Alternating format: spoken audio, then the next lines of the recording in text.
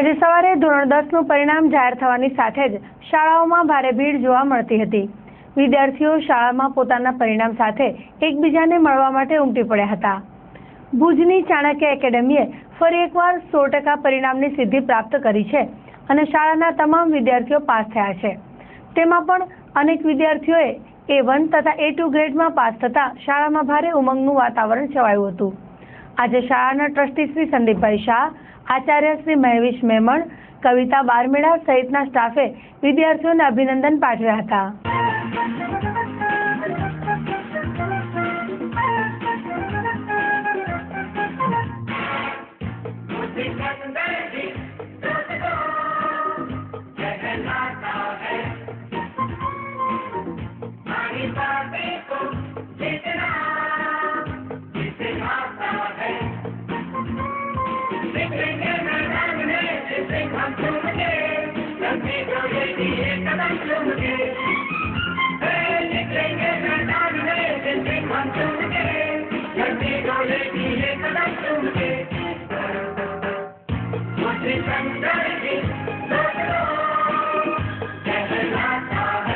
નામ છે મોનિલ સોરઠિયા, મારા પર્સન્ટેજ છે 92%। શું કીધું? હા 90નો ગોલ સેટ કર્યો હતો મેં। મારે ગોલ છે આગળ નેક્સ્ટ ટુ બેડ એમાં સ્ટીક કરી નાખ્યું હતું નોટ કે મને 90+ જ આવશે, એટલે જ્યારે સવારના ઉઠું ત્યારે એ જોઉં અને તેથી ખબર પડે કે આજનો દિવસમાં મારે કેટલું વર્ક કરવાનું છે। મહેનતમાં આપણે ટેક્સ્ટ બુકનું આખું કરી નાખ્યું છે પહેલાં, પછી જ બાકીની બુક્સ કરી, કેમ કે ગુજરાત બોર્ડની બધી ટેક્સ્ટ બુક ઉપર જ હોય છે।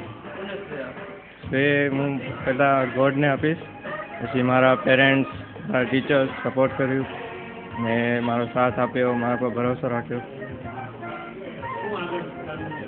આગળ હવે સાયન્સ લઈશ, સાયન્સમાં A ગ્રુપ મેથ્સ, આગળ એન્જિનિયરિંગમાં જવાનો વિચાર છે। આમ કુંદ પરેશ મહેતા છે,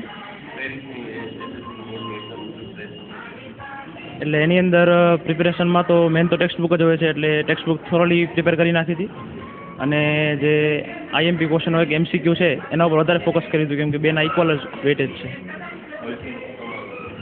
ભવિષ્યમાં સાયન્સ લેવાનું છે, એની અંદર બાયો રાખવાનો છે, આગળ ડૉક્ટર થવું છે। મારું નામ મારિયા છે, મને 91% આવે।